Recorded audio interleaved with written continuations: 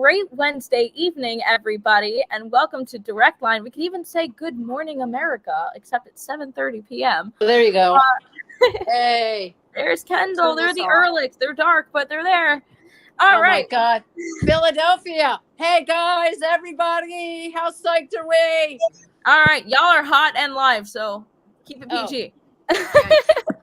Okay. Welcome to Direct Line Live. As you can tell, everybody here is still celebrating an incredible win from last night, and we are here to break it all down for you. My name is Jackie Saxton. I am your host, along with my co-host, Mark Unkefer, and very special guest, Ambassador James Gilmore. We have Governor Bob Ehrlich and the amazing Kendall Ehrlich.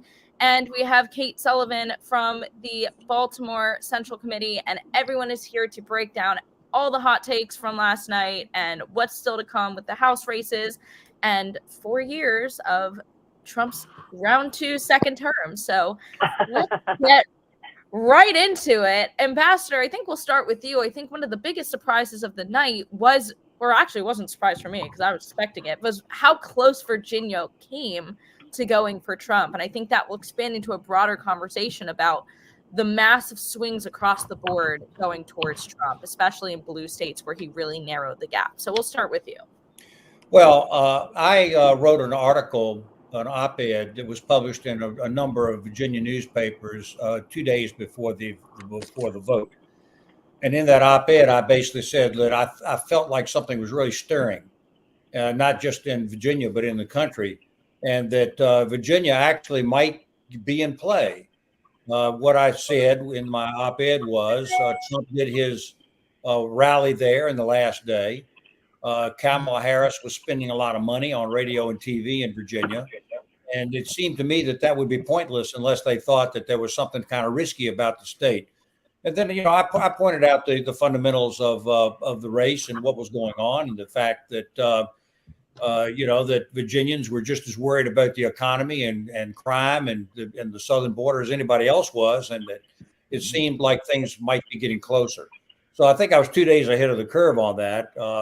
What I think we saw was the Virginians. We didn't quite get there because of the Northern Virginia vote, but what we saw was Virginians basically saying, "Look, we've had enough of this wokeism and this DEI and the culture wars." And then the fundamental basic issues that I just raised: the economy, our prices are high in Virginia, just like everybody else's, and it would seem to me like that there was actually a chance that things were going to turn. I also pointed out that even in Fairfax County, which comes in with very big vote and usually tilts the state of Virginia, I basically pointed out that the people in Fairfax are just people too, and that. If a Republican candidate would grab an issue that would be appealing to the people of Fairfax, then you could move the whole state. And I pointed out that Youngkin had done that with his education and parental rights issue. Bob McDonnell had run on jobs. I ran on the car tax, which took Fairfax by storm. And we all carried Northern Virginia. We carried the state. So there's prospects here for the future of Virginia, but we've got a lot of work to do. We have to be very diligent in what we do in the future. Awesome. So, Governor Bob, I want to bring you into this. You and Kendall have been all over the country helping out candidates left and right, but you spent a particular amount of time in the state of Pennsylvania, which was the turn of the race last night when they called it for Pennsylvania. I think is when everyone knew it was over. I went to the bathroom. I came back because I heard screaming. I was like, what happened? They're like, they just called Pennsylvania. So could you talk about what it was like being on the ground there, and also the fact that they haven't yet called the race for hopefully Senator McCormick? Yeah, Jackie. First of all, I'm going to just give my answer, and I have to jump off. But it's great to be with Governor Gilmore. Great to be with the crew. It's great to be with you. A couple observations real quick. Pennsylvania is really the center of the political universe when it comes to these presidential election cycles. That's not going to change. Both parties are hyper-competitive. We know that. This cycle, I do think we spent some time in Western Pennsylvania. The issue of energy, fracking, obviously dominant in that area of the state. We attended the Johnstown rally, saw on the ground the presence of organized labor. So when you start talking about these mini realignments around the country, African Americans, Hispanic, Asian, organized private sector organized labor. All those mini realignments that we've seen begin. I guess the Hispanic realignment has been ongoing for a while, but that's really taken off now. Impact Pennsylvania. Pennsylvania's a close state. To the extent you pick up a margin of 2 or 3 in these subgroups every cycle, you're going to be hyper competitive. We were hyper competitive there. Obviously, last night we had a terrific Senate candidate in McCormick. Scott Perry pulled through in the end. I was scared about him, worried about him all night. Democrats really went after him. So Pennsylvania is kind of where it's at. Just generally concerning the election. In my interviews today, I've made the point that kind of boil it down to the basics in the sense that this is not a conservative revolution. When you're out there just talking about having an actual border, actually having girls compete against girls, actually talking about standards of living and the price tag that hyperinflation brought about for the average family. American energy independence, what a common sense thing that is. It's a common sense election. I mean, woke was rejected. This big government stuff, lawfare was rejected. We all know that, and thank God. But to the extent we can govern responsibly, talk common sense, these mini realignments are going to grow. So I am wildly excited about winning, but more profoundly, I'm excited about this new Republican Party. It is fundamentally different. It can really grow. The seeds are there. And in the blue wall states, the red wall states, we can really grow this party. Awesome. So that was our cameo from the governor. I know he's very busy now post-election. I'm sure we'll be seeing a lot of him over the next 4 years. But Kate, I want to shift to you and bring this in because I think one of the things that was there was such a spotlight on it was election integrity this year. And we saw that play out across all over the country. I think the campaign had 500 lawyers in every single swing state. We had hundreds of lawsuits filed on the ground in real time. And I think the other staggering result is when we see the raw vote totals that have come in with the popular vote is that, okay, how did we go from, I think it was like Kerry got 55 million and then the Obama both turns was like 60 something. And then we got this huge spike to 81 for Biden, and then we're back down into the 60s. And you have people on the left saying, where did these people go? Right. And we have people on the right saying, I don't think they were real to begin with. So I think that the numbers from this year really put a spotlight back on 2020. And you're like, here's a massive outlier. But also we had so many election integrity successes yesterday. So I want to go to you on that. Yeah. Well, thank you. Yeah. So it's tough to even know where to begin because this has been a 1,000-front war when it comes to election integrity, whether you're talking about the voter rolls or whether you're talking about the legislation like voter ID and signature verification, poll watching. You've got these many different fronts that you had to fight, the machines.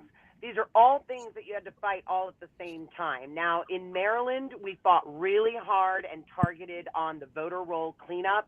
I do think that is probably the single greatest impact we had on this election, not in, of course, just in Maryland, but across the country. We have all 50 states. There are election integrity teams like Maryland. They are fighting to make sure that our voter rolls are maintained. That is voter roll watchdog groups that are there like us, knocking on doors, canvassing voters, making sure that the voter rolls match the actual voters, and holding these boards of elections accountable. And when you hold them accountable, we see what we saw last night. When you look at what you just talked about, the difference in the popular vote from 2020 versus last night, the numbers don't make sense unless you actually take an honest look and say, all our work paid off. We got our as close as we could. We still have work to do. I do not want anyone to sit back and think it's done. In fact, in my opinion, a fish rots from the head. Now we've got good leadership where we can actually get started. We were fighting up against the wind. These groups across the United States were fighting against the wind. Now the wind is at our back. we know what to do, and we can just keep going and hold these boards of elections accountable. It's so exciting. Now, Mark, I want to bring you into this because you ran our election integrity hotline for the state of Maryland last night, and this is not the first cycle you've done that. Did you notice anything different this time around, or any similarities to last cycle? What kind of things did you hear yesterday? Well, in fairness, I was on the phone quite a bit with Kate, and we both shared a lot of the same observations, which is that somewhere, I would guess at least somewhere around 15 to 20%, as much potentially as much as 20% of our registrations represent people who do not live where they're registered from, or are people who are dead or have long since, they're gone. There's a defective registration, and it's going to take a lot to clean it up. One of the things that we're very focused on is really reaching across the aisle on this, because we recognize that most elections or most selections are completed in the primary for a lot of offices because things are so distributed. And for office holders, whether they're Democrats or Republican, there's a real threat that a determined group of people could weaponize this anomaly, these fake non-existence. Many of them were valid at some point in time, but they've stayed on the rolls for a long time. That weaponized and used against somebody in a primary, low vote primaries, and very much more susceptible to the influence of fraud. So I think what Kay has done very effectively is to document many of these problems using statistical methods. The next step in the process is going to be, I think, to kind of get more of a bipartisan coalition to recognize what a threat this is to our elections, to allow for these basically non-existent registrations to continue to exist. Right. And so we are in the infant stage in Maryland. There are other states, and I would say the second piece of this is, the litigation that has happened over the last 4 years. I think the RNC has done a fabulous job with their team of attorneys. They were ready to go. They fought hard in Pennsylvania. They got that date changed for the mail-ins to be postmarked on election day, nothing accepted after. Those are really important wins that have fortified future elections, including last night. And so those wins that we are chalking up from a legal standpoint are going to help us. Hopefully in Maryland, we will prevail on December 12th when we hear oral arguments in our voter roll litigation case. Those will be things where, the Board of Election, our attorney always says, they're not going to do this because we ask them nicely. They're going to do it because we force them to. And other states we've got these 9 additional lawsuits that look just like ours across the country. Slowly but surely, over time, it's going to take time. As I said, we're just getting started. We will get these boards of elections to see the light, that this cannot continue. Voter ID, signature verification in the legislation. We need to take care of these things. But in my opinion, the voter rolls are the easiest low-hanging fruit to prove to them, we know you think your system is working, but here it clearly doesn't, because why is this person still on the rolls and they died in 2005? These are things that are very easy. They're palpable. They can look at them and say, okay, well, we thought that was okay, but it's not. So let me turn to Ambassador Gilmore and talk a little bit about the Virginia electoral system, and what are your thoughts about some of the challenges that it has? Well, I'm not sure what you're asking specifically, but we saw that Governor Youngkin went out of his way to remove, I think it was 1,500 people from the rolls that that were no longer there or passed away or something like that. Some legitimate voters were swept up into that just because of the clerical challenges that you see. That was then used as a way for the League of Women Voters to go to the courts and try to undo what he was doing. The lower courts did undo what he was doing and demanded that the names be put back, and so did the appeals court.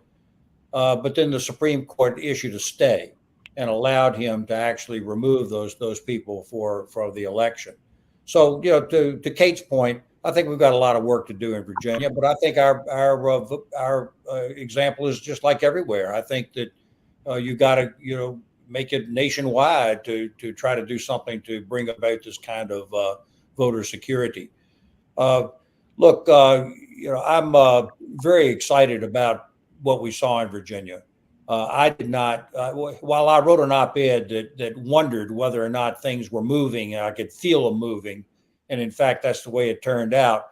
We need to bring that on home, because Virginia did not end up going for the Republican, did not end up going for Trump.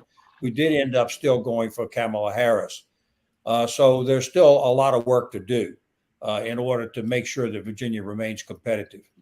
So I want to kind of pivot and talk about trends that we saw across the board. So Trump outperformed his 2020 numbers in every margin amongst men, women, Latino voters, Black voters, college educated, non-college educated, young people. So there is clearly a movement here, right? There is clearly a rejection of, and people, the Democrats are going to be breaking this down and pointing fingers for the next several years. But I want everyone to take on, what do they think it was? Was it just, we don't like the policies of the Biden administration? Was it Kamala Harris was a terrible candidate? She was too woke.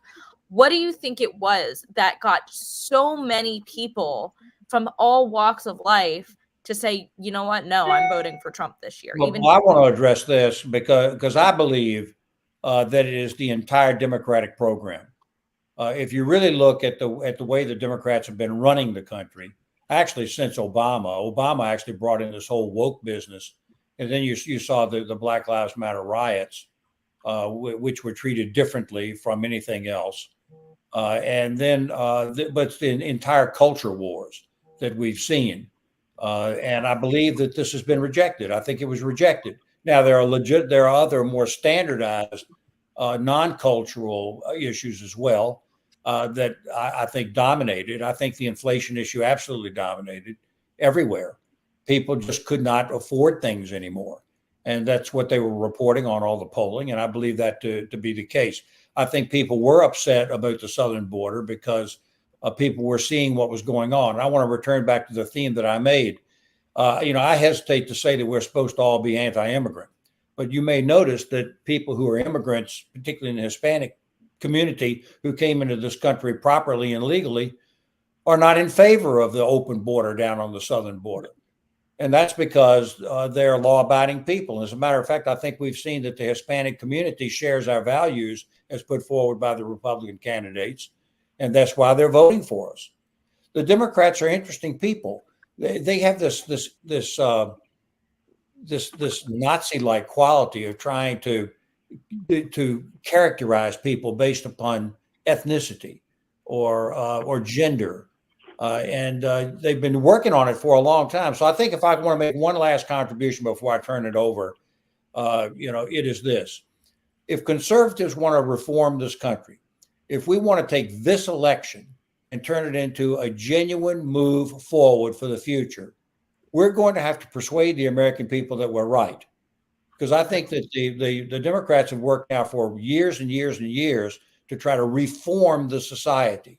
And you see it in the colleges. You see it especially in television advertising. You see it in the business community. You see it in the political community. You see it in messaging everywhere.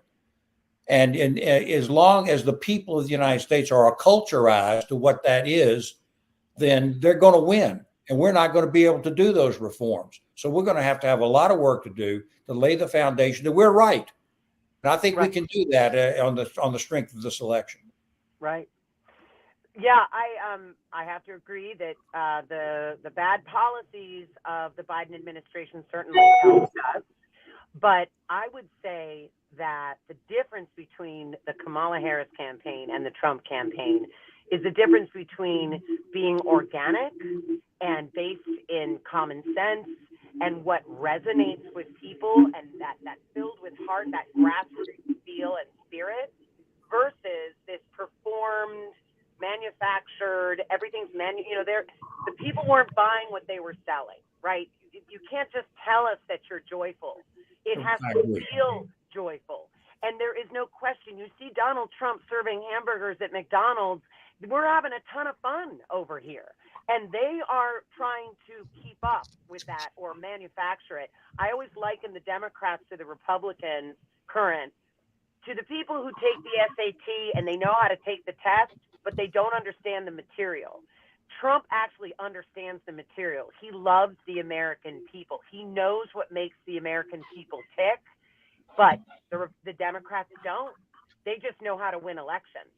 And and I'll follow up on that. It seems to me that the closing arguments that were made by Camilla, she tried lots of different things. She tried to be the change candidate. It was clear to me that the people wanted change. Who was the change candidate? Trump was the change candidate. Right. I'm reinforced by this because I've observed over the last 6 weeks Kamala Harris trying to become the change candidate. She kept saying, well, let's turn the page. I was thinking to myself, yeah, let's turn the page. Let's turn the page on Biden and Harris. But she was trying to do that in order to put on the clothing of the change candidate. It didn't work. People didn't buy it. They didn't buy it anywhere. Well, I'll jump in on that and I'll say what I noticed is that she very much tried to have it both ways on several different issues. You know, on Gaza, whether she was talking to Michigan Arab voters or Pennsylvania Jewish voters, on fracking when it came to, you know, California liberals and Pennsylvania oil workers, every single issue. And that maybe was something you could get away with in the time before social media, where you can't see both of them side by side instantly, but you can't get away with that now. And people can see through that when you try to be the chameleon who's going to say whatever it takes to get elected. That doesn't work anymore. And to me, I think that the biggest thing to come out of this election is that the mainstream media is done and pollsters are done. Like, the new voice of elections, I think, is going to be podcasts and social media. Let me raise one point, Mark, before I turn it over to you. Sure. I was on the BBC last night, and it was not that great an experience, frankly. We're much more fun. I thought it was going to be, but it turned out to not be. But they kept me sitting in the chair for over 2 hours before they turned to me for a comment. But during that time, I kind of listened to the way that they presented things to the British people and to, frankly, people of the world, because they broadcast worldwide. And I was shocked at how the approach that they took. You see, Kamala Harris at the end of this campaign was saying Donald Trump is going to destroy the democracy. Freedom will disappear. He's going to be a dictator. If you don't vote for him now, for Kamala now, you're going to lose all your rights. I thought that was a very extreme, weird, dark type of argument. So the BBC last night, they listened to Trump's acceptance speech, and then they said, didn't you notice how dark that speech was? And then they made a mistake. They turned to me. And at that point, I said, wait a minute. What's wrong with you people? That was a very uplifting speech. It was very optimistic, very positive. He addressed exactly what he was going to do in a positive way, discussing the issues. Why are you telling the people of the United Kingdom that this is a problem?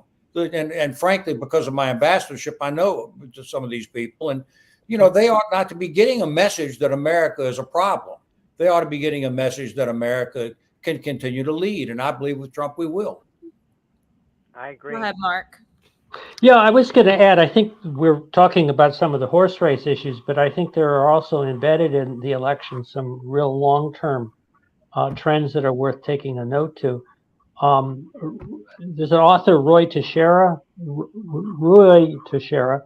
who 20 plus years ago wrote a book, The Emerging Democratic Majority. This was in 2002, and it was very much sort of the blueprint that the Obama campaign used in 2008. It was basically you take Hispanics, brown and black, and upper income educated voters, just enough of them and the whites, to fashion a coalition. And what's interesting is the author of that, who kind of was prescient and laid out a foundation, has since written that the progressive moment has ended. And he points out there are 4 issues on which the current Democratic leadership, following a progressive agenda, have really lost the American people. They have a set of policies, as we've talked about, that are dismally unpopular. And the challenge is, how do you campaign out there when what you want to do on these 4 issues are really just contrary to what the public wants? So one is on energy and the whole zero carbon. We talked about energy issues, and certainly in Pennsylvania. The other is identity politics. Very unpopular is the wokeism, and that's one. It's kind of hard to defend. Crime, we've talked about that. It's a 4th area where, again, this progressive impulse has lost the American people, and the border. And so, this has been building for a long time, and the collision that Harris had to deal with is the fact that, on one hand, with the policies that she wanted, on the other hand, a recognition that they were very much unpopular. Let me go to Pennsylvania, because we were certainly talking. I think, Kate, that we probably should have been worried that Bob and Kendall were spending so much time in Pennsylvania this last year that they would become residents up there. I think they were qualified for it. No. But one of the fortunately, they're still here in Maryland. One of the fascinating things. Now, I know, Governor Gilmore, you guys don't have voter party registration in Virginia. Pennsylvania does. And what's interesting is the trend line in Pennsylvania from 4 years ago, the gap between Republicans and Democrats was about 7.5%. And it has been whittled down. Now, the party, this didn't happen by accident. This has been worked on very, very actively in a lot of various fronts. But it's basically been cut in half down to about 3.5% to 4% over the last 4 years. And coincidentally, what's remarkable is, if you look at the swing that took place over the last 4 years, it's 3.5%. Now, candidly, there's so many moving parts in something like this that's as much a coincidence as anything else. But I think, again, Virginia doesn't have registration, but there's plenty of data to suggest that when somebody identifies with a party one way or the other, they are far more likely to continue in support of that particular party. And that change has been very, very, very influential in Pennsylvania. Certainly true in Ohio and Florida, where similar registration efforts have taken place. And we've seen 2 states that were once the competitive battleground essentially taken off the battlefield, if you will, as they've become much more pronounced Republican. So I think while we look at the horse race stuff, it's also worth stepping back to recognize some of these strategic changes that are taking place out there in politics. Sorry, that was long-winded, but I wanted to share that. Well, I came to the table tonight. I did a quick look at Maryland. And, last night somebody was texting me and things were moving so well. Then all of a sudden Hogan lost. And so somebody said, well, Hogan lost. That's a shame. And my response was, well, it's Maryland. Yeah. And let me make a comment about this, and maybe the 3 of y'all can give me some feedback. But I looked at the vote in Maryland, and it is stark. And I don't understand it. I don't understand it based on everything we've said up to this point on this podcast. All these red counties are voting Republican at least 2 to 1 and sometimes 4 to 1. And then you look at this blue area right around Baltimore and the 2 or 3 counties right around Baltimore, and it flips the exact opposite way, except that's where all the population is. But aside from that, they're voting in those areas sometimes at least 2 to 1 to 4 to 1 Democrat. I don't get it. If we're all saying here, I mean, surely those people around Baltimore aren't in favor of inflation. Surely those people are not in favor of a lawless southern border. Surely these people are not in favor of all this terrible stuff that's been going on. What's going on? I don't get it. I'll highlight a couple things. The main one being, and I say this to people, except in my own head, I'm like, but Virginia is having the opposite experience as us, is that there's so many government bureaucrats living here, right? Between Southern Maryland, and PG County and Montgomery County, all bordering around DC. All these people who are federal bureaucrats who are worried that Elon Musk is now going to come in and cut their jobs. they're all voting straight Democrat tickets. But what was interesting is Trump actually, I think he got 37% of the vote this year in Maryland, which is more than he has done in the past. And with regards to Hogan, I think a lot of people, even Republicans who he's not their cup of tea, held their nose and voted for him because they recognize that, unfortunately, in a state as blue as Maryland, he was as close as we were ever going to get. I think if anyone was going to pull off that win, it was going to be him. I commend him for how close he did get.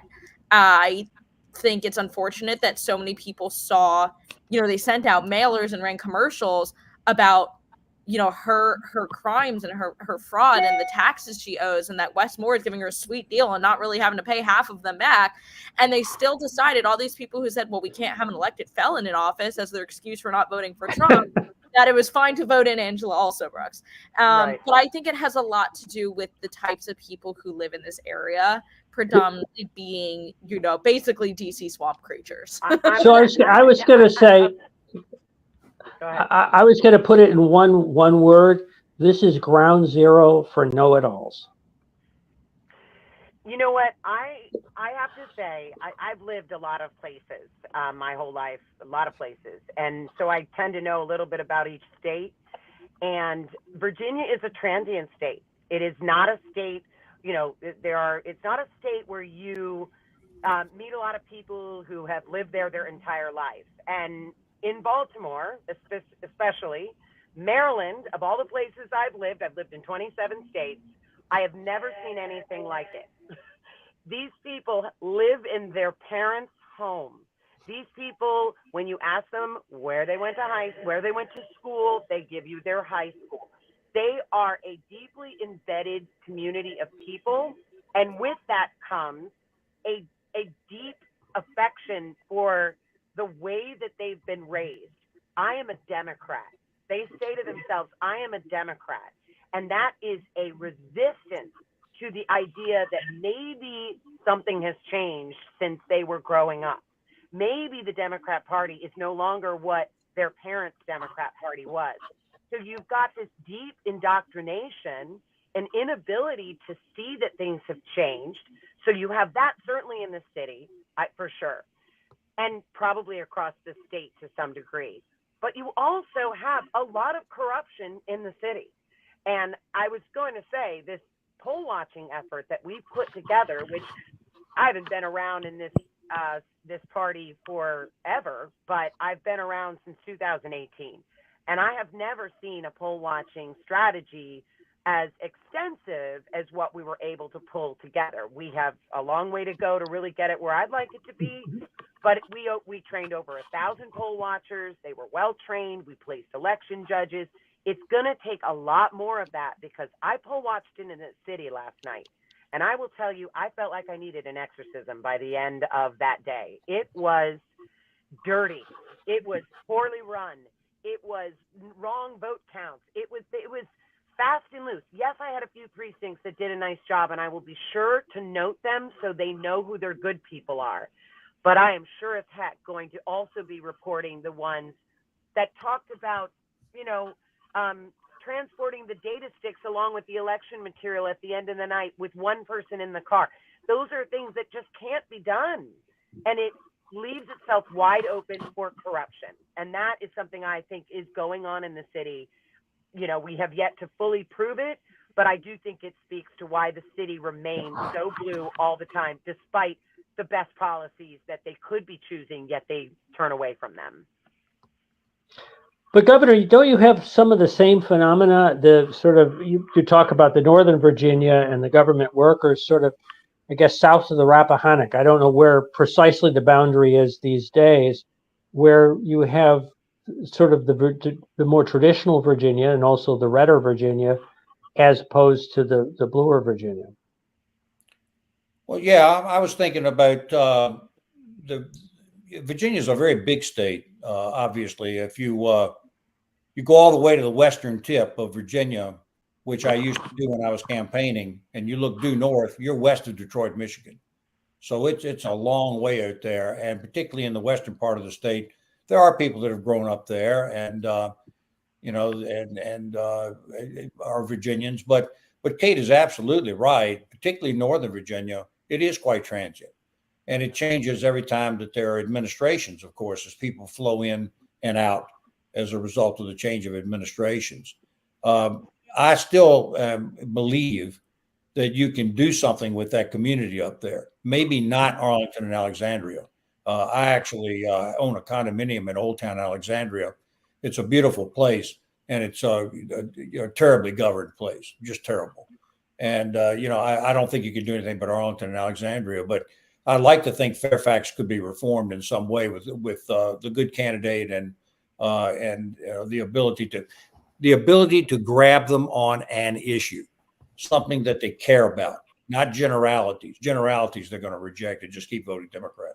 They need the Glenn Youngkin effect. It was that education issue that really just tipped the scales there and started off a whole maelstrom. So in our last few minutes here, I want to turn to predictions for the next 4 years, whether it's something that Trump's going to accomplish, someone that's going to end up doing something in his cabinet, or some huge trend we're going to see across the board in America. And I guess, Mark, we'll start with you.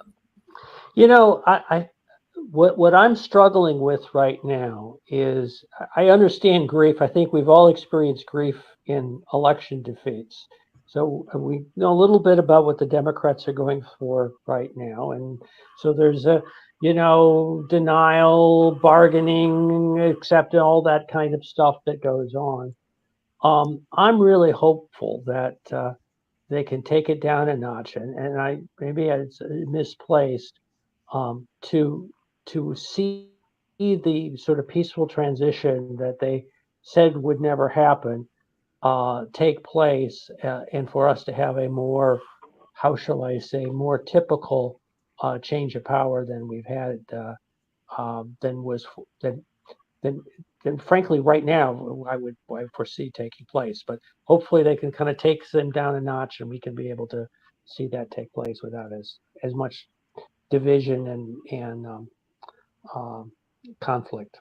Well, I'd even take that a step further and say, I hope that people, because right now I'm seeing like the inevitable, congratulations, you voted away all your rights. We're never going to have another election again, blah, blah, blah, blah, blah. And I hope that people who did not vote for him, who are so severely opposed to him, can eventually, hopefully sooner rather than later, put aside their hatred for this man long enough as he goes into his term, as he starts to enact policies that, I'm hopeful that are going to make America better, to actually acknowledge that he could be doing a good job and that life is going to be better.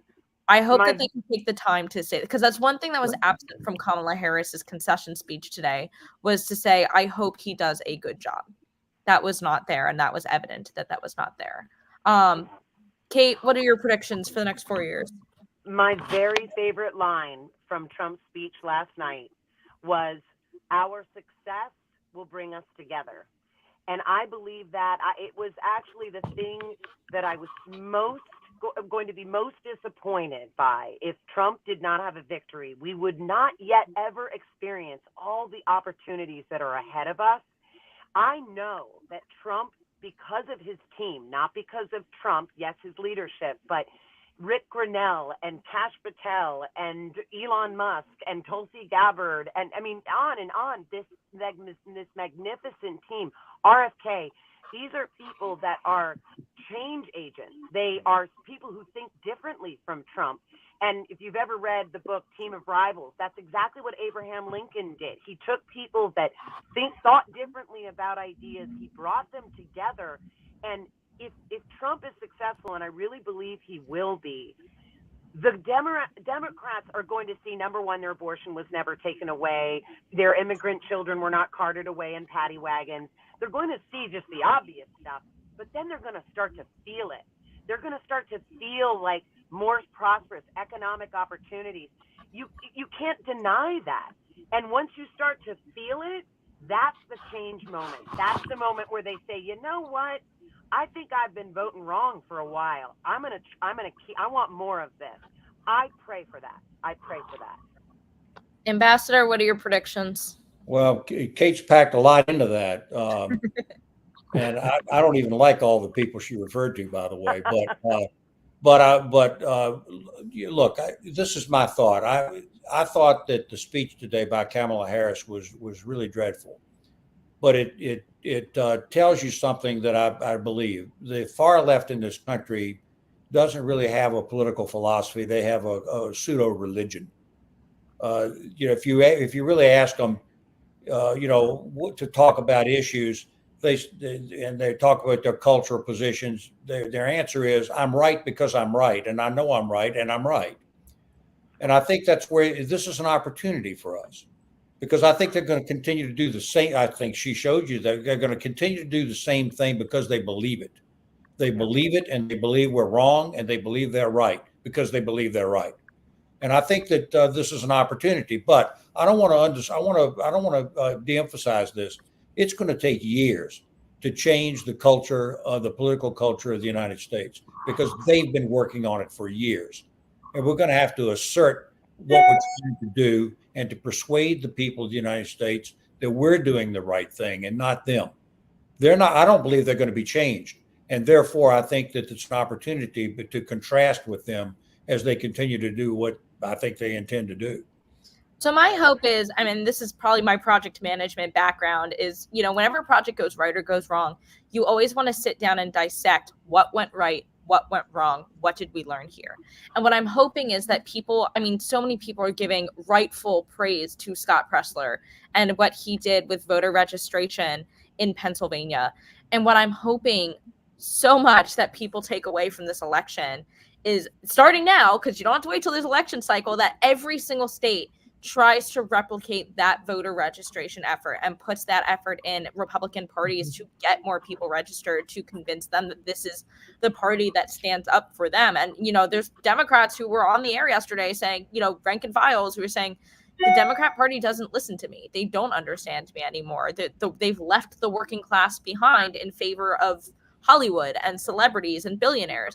So I hope that Republicans are feeding off of this positive energy and this momentum, and that every state really gets their voter registration efforts going over the next several years and really creates something that's steady and long lasting. Because if it can be done in Pennsylvania, God willing, it could be done in Maryland. Exactly. But I'll take that. Well, Virginia's probably going to happen long before us, but we'll get there. But I want to take a minute to plug, right?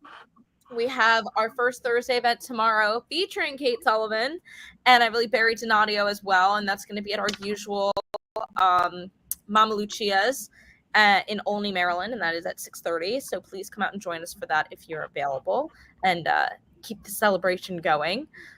And we have our Christmas party, right, which is on December the 8th. And tickets for that are on our website, which is MontgomeryCountyRepublicanClub.com. Let's see. I'll put my YR hat on. Our YR. And we're all headed out to Missoni's for a celebration. Yeah, always Missoni's. Great Italian food. And I'll put my YR hat on, and I'll plug our Christmas party, which is going to be on December 20th at the Links at Chaladon in Mount Airy. So please, that's one of our biggest fundraisers of the year. And we have got to start fundraising for Nashville, Tennessee, which is our next national convention next summer. So please come out to that and show your support. And, like I said, keep the momentum going. We had a great night last night. We're going to take the house. Hopefully they'll call that soon. And we've got great things in store for the next 4 years. So thank you all for joining us. And we'll be back next week with another guest. Have a great night. Thank you. Thanks.